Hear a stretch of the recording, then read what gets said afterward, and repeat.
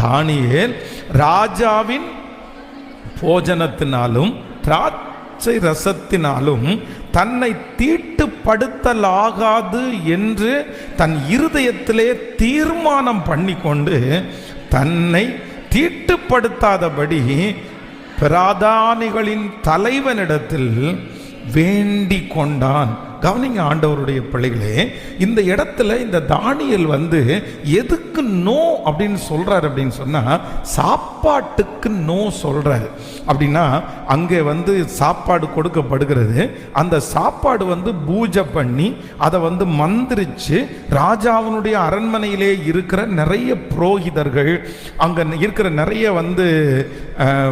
ஆசாரியர்கள், இவங்க எல்லாரும் அந்த ஃபுட்டை டெய்லி மந்திரிச்சு அந்த மந்திரவாதிகள் எல்லாம் கொடுப்பாங்க. அப்ப அந்த ஃபுட்டை சாப்பிட்றதுக்காக இந்த தானியேலை பார்த்து பேசும்போது தானியேல் ஒரு தீர்மானம் எடுக்கிறார்.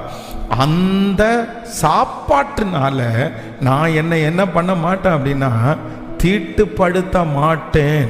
ஆனா இவர் என்ன சொல்றாரு அப்படின்னா, கடைசி 2 லைனை நீங்க வாசிங்கன்னா, தீட்டுப்படுத்தாதபடி பிரதானிகளின் தலைவனிடத்தில், சத்தமா சொல்லுங்க, என்ன பண்ணுனானாமா? எல்லாரும் சொல்லுங்க, வேண்டிக் கொண்டான். ஒன்று நினைத்து கொள்ளுங்கள். இப்போ உங்களுடைய சொந்தக்காரங்க நிறைய பேர் பார்த்தீங்க அப்படின்னா, அவங்க ஒருவேளை நான் கிறிஸ்டியனாக இருக்கலாம், இல்லை விக்கிரக ஆராதனைக்காரலாக இருக்கலாம். சில நேரத்தில் இந்த மாதிரி ஒரு கடினமான ஒரு பாதையில் நம்ம போக வேண்டியது இருக்கும். அப்படின்னா இந்த காரியத்தை நம்ம செய்யக்கூடாதுன்னு நமக்கு தெரியும், இது ஆண்டவருக்கு விரோதமானதுன்னு தெரியும். ஆனால் இப்போ என்னன்னா, அந்த மாதிரி ஒரு கட்டாயத்துக்குள்ள நம்ம நிறைய பேர் தள்ளப்படுகிறவர்கள் இருக்கிறார்கள். இல்லை பண்ணி தான் ஆகணும், செஞ்சு தான் ஆகணும் அப்படின்ற ஒரு சூழ்நிலை. ஆனால் ஒன்று நினைத்து கொள்ளுங்கள் ஆண்டவருடைய பிள்ளைகளே, இதற்கு ஆண்டவரிடத்திலே நீங்கள் ஞானத்தை கேளுங்கள். தானியேல் இந்த இடத்துல, நீங்க கொடுக்குற சாப்பாடெல்லாம் நான் சாப்பிட மாட்டேயா, நான் ஆண்டவருடைய பிள்ளையா, உங்க சாப்பாடு சாப்பிட்டு தான் இங்க வாழணும், நான் வரல அப்படின்னு ஒருவேளை எதிர்த்து பேசியிருந்தான்னா, அடுத்த நாளிலே சிறையில போட்டு இந்த சாப்பாடு அவனை சாப்பிட வைங்கன்னு சித்திரவதை பண்ணியிருப்பாங்க. அவன் அந்த இடத்துல மீட்டு கொண்டிருக்கவே முடியாது. ஆனா இவர் என்ன பண்றார் அப்படின்னு சொன்னா, பிரதானிகளின் தலைவனிடத்தில் வேண்டி கொண்டான். ஆமென். ஞானமாய் தப்புவிக்க கூடிய பெலன்.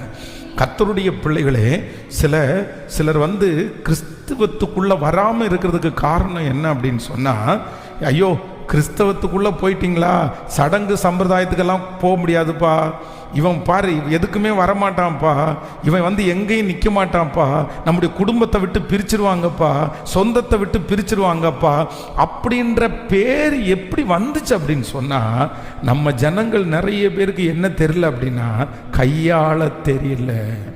இப்போ ஆஃபீஸில் மந்திரிச்ச ஒரு ஸ்வீட் கொடுக்குறாங்க, எல்லார் கையிலையும் மேனேஜர் கொடுக்குறாரு. அங்கே இருக்கிற ஒரு ஆவிக்குரிய வாழ்க்கையில் ரொம்ப ஒரு ஸ்ட்ராங்கான ஒரு பர்சன் அந்த ஸ்வீட்டை கையில் வாங்காமல், சார் வேணாம் சார், எனக்கு இதெல்லாம் நான் பெருசாக சாப்பிட மாட்டேன் சார், எனக்கு தேவையில்லை சார் அப்படின்னு சொன்ன உடனே அவர் எவ்வளோ வற்புறுத்துறாரு. ஒன்றும் இல்லைப்பா, எல்லாரும் வாங்கிட்டாங்க, நீங்களும் வாங்கினா. இல்லை சார், நான்லாம் வாங்க மாட்டேன் சார், நான் ஆண்டவருடைய பிள்ளை சார், நான் பைபிள் வாசிக்கிறேன் சார், நான் ஞானஸ்நானம் எடுத்துட்டேன் சார், நான் சர்ச்சுக்கு போயிட்டேன் சார், நான் வாங்க மாட்டேன் சார், எனக்கு வேண்டாம், வேற ஒருத்தருக்கு கொடுங்க. பக்கத்தில் இருக்கிறவரும் கிறிஸ்டியன். அவர் என்ன பண்ணுறாரு அப்படின்னா, தன்னுடைய 2 கையை நீட்டி அந்த ஸ்வீட்டை வாங்கிட்டாரு. வாங்கினதுக்கு பிற்பாடு இவர் சொல்றாரு, அவனும் கிறிஸ்டின் தானே, அவன் வாங்குறான்ல, நீ என்ன வாங்க மாட்ட? உடனே இவர் சொல்றாரு, அவன் வாங்குவான் சார், அவன் என்ன வேணாலும் வாங்குவான், அவன் அப்படிப்பட்ட ஆள் அப்படின்னு இவர் பெருமையா பேசுறாரு. ஆனா கொஞ்ச நாளிலே இவருடைய சீட்டை கிழிச்சு கொடுத்துட்டாங்க. இவர் நீ வேலைக்கு வேண்டாம் அப்படின்னு வெளியே அனுப்பியாச்சு. ஆனால் இப்போ இந்த கிறிஸ்தவங்க 2 பேருக்கும் வாக்குவாதம் வருது. ஏன்பா நீ மட்டும் அந்த இடத்துல வாங்காமல் இருந்திருந்தா சரி, கிறிஸ்டின்ஸாக இருந்தால் வாங்க மாட்டாங்கன்னு ஒரு பேர் வந்திருக்கும்லப்பா, நீ எதுக்கு ஆண்டவருடைய நாமத்தை இப்படி வித்துட்ட, எதுக்கு இப்படி தூஷணம் பண்ணின? அப்போ சொன்ன உடனே அந்த ஆவிக்குரிய நண்பர் சொன்னாராமா, எப்பா இங்கே வா, நீ அந்த ஸ்வீட் பாக்ஸை வாங்காமல் ஃபஸ்ட்டே நீ அவாய்ட் பண்ணிட்ட.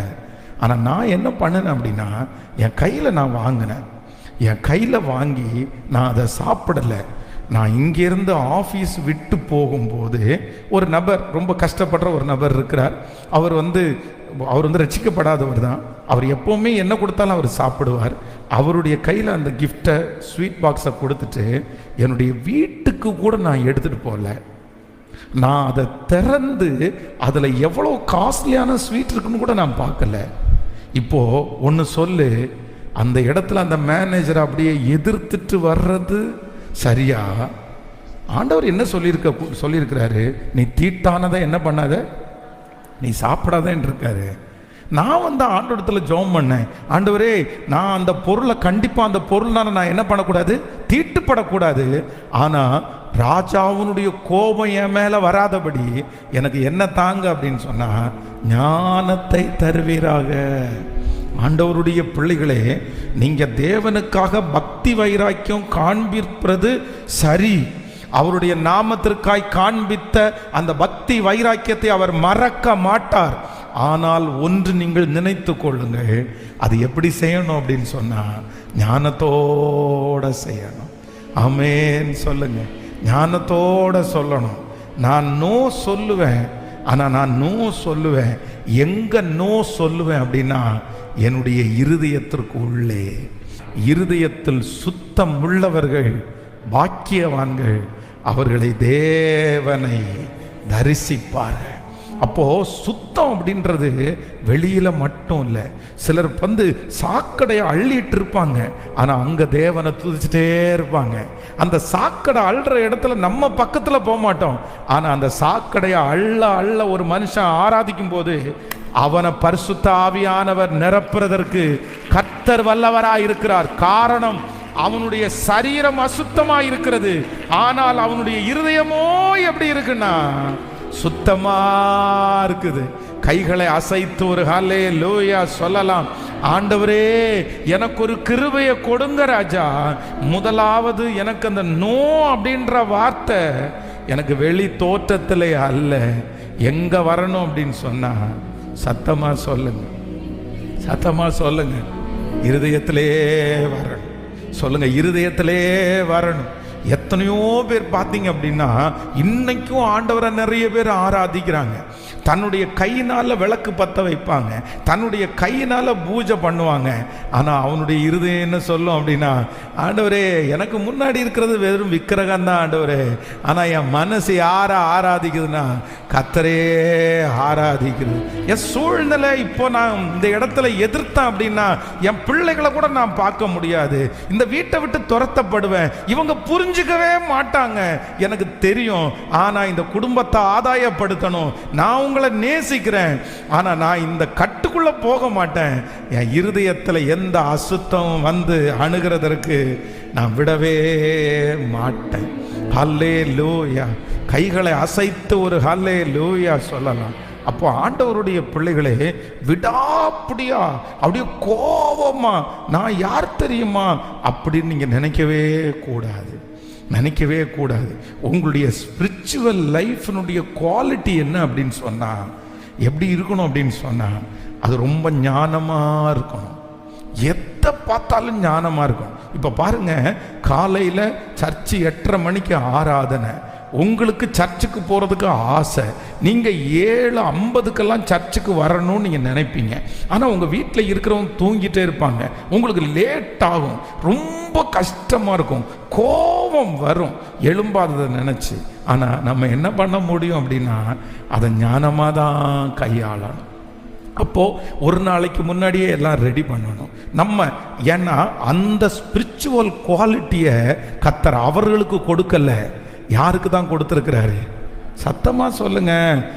ஆவிக்குரிய வாழ்க்கையை யாருக்குள்ளேயும் நம்ம திணிக்க முடியாது.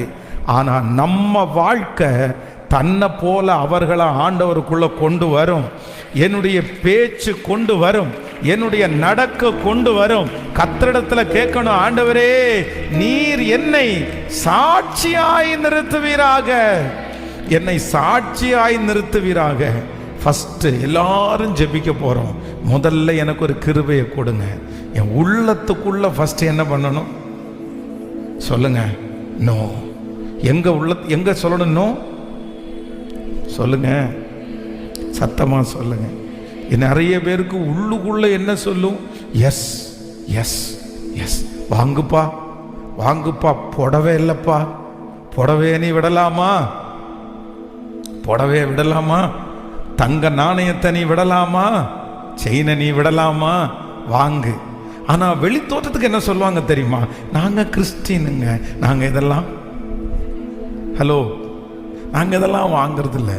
ஆனால் உள்ளுக்குள்ள அங்கலாக்கும், அடப்பாவி ஒரு பொன்னகை விட்டுட்டனே, ஒரு பொன்னகை இல்லை இல்லை இல்லை நோ அப்படின்றத ஃபஸ்ட்டு எங்கே எடுத்துகிட்டு வரணும் அப்படின்னா, ஆமேன் ஆமேன்.